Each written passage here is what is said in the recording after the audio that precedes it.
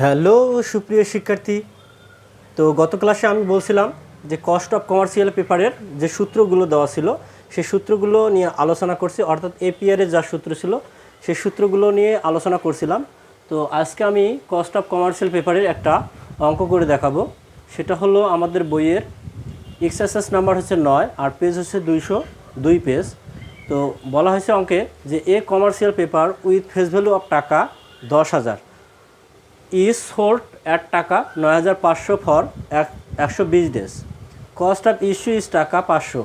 What be the cost of commercial paper? অর্থাৎ এর বাংলা হচ্ছে এ commercial paper with face value of টাকা। একটি কমার্শিয়াল পেপারের লিখিত মূল্য অর্থাৎ ন্যায্য মূল্য ছিল 10,000 টাকা, ইজ সোল্ড এবং প্রতি মানে বিক্রয় করা হয়েছে এটা 9,500 টাকায় 120 দিন মেয়াদি। তো এটার খরচ কস্ট অফ ইস্যু এর জন্য একটা খরচ হয়ে গেছে, সেটা হলো 500 টাকা খরচ হয়েছে।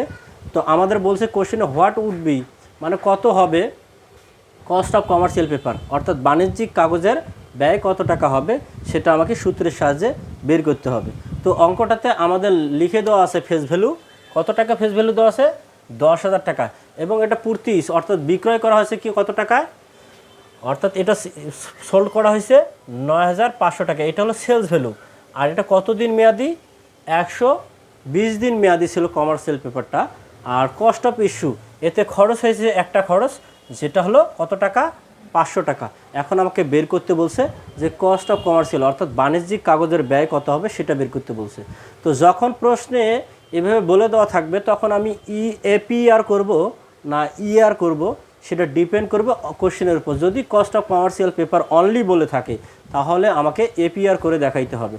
আর যদি এর সাথে বলতো যে effective cost of commercial paper তখন আমাকে ইএআর বা ইআইআর করে দেখাতে হবে আর কি।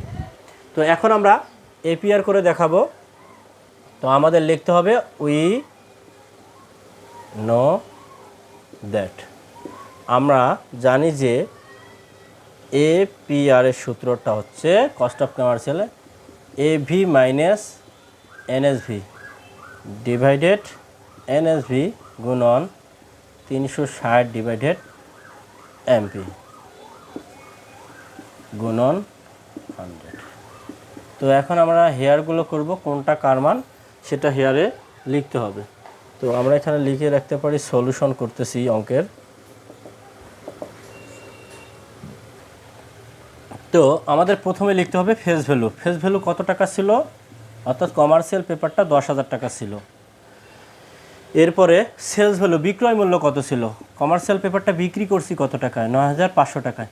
এই 9,500 টাকা বিক্রি করতে গিয়ে আমার কস্ট অফ ইস্যু এটা ইস্যু করতে খরচ হয়েছে কত টাকা, 500 টাকা, যেটা একটা খরচ, যেটা ওকে বলি কস্ট অফ ইস্যু খরচ টাকা হয়েছে 500 টাকা খরচ হয়েছে। তাহলে আমাদের নিট সেলস ভ্যালু বের করতে হবে। আর নিট সেলস ভ্যালু বের করার সূত্র হলো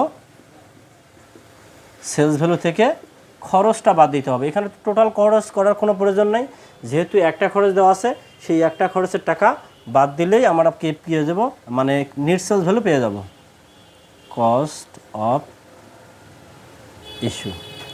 তাহলে সেলস ভ্যালু ছিল 9,500 টাকা আর খরচ হয়েছে 500 টাকা, বিয়োগ করলে 9,000 টাকা থাকে।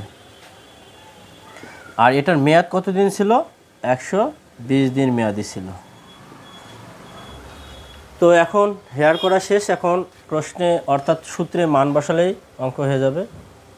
তাহলে ফেস ভ্যালু কত ছিল, 10,000 টাকা। নিট সেলস ভ্যালু কত ছিল, 9,000 গুণন 360। এমপির মান কত, 120 দিন। তো এখন আমাদের ক্যালকুলেশন করতে হবে 10,000 থেকে যদি 9,000 বিয়োগ করে দেই তাহলে থাকবে 1,000 টাকা। এই 1,000 টাকাকে এখন আমরা ভাগ করব 9,000 দ্বারা।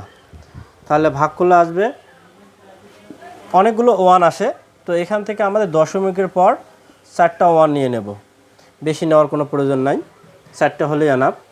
এরপরে বলা হয়েছে 360 ভাগ 120 ডেজ। তাহলে আমরা ভাগ করলেও আসবে 3 × 36, 3 আসবে ইন্টু 100। তো এটার সাথে আমরা যদি গুণ করে দেই তাহলে 0.3333 চারটা 3 আসবে ইন্টু 100।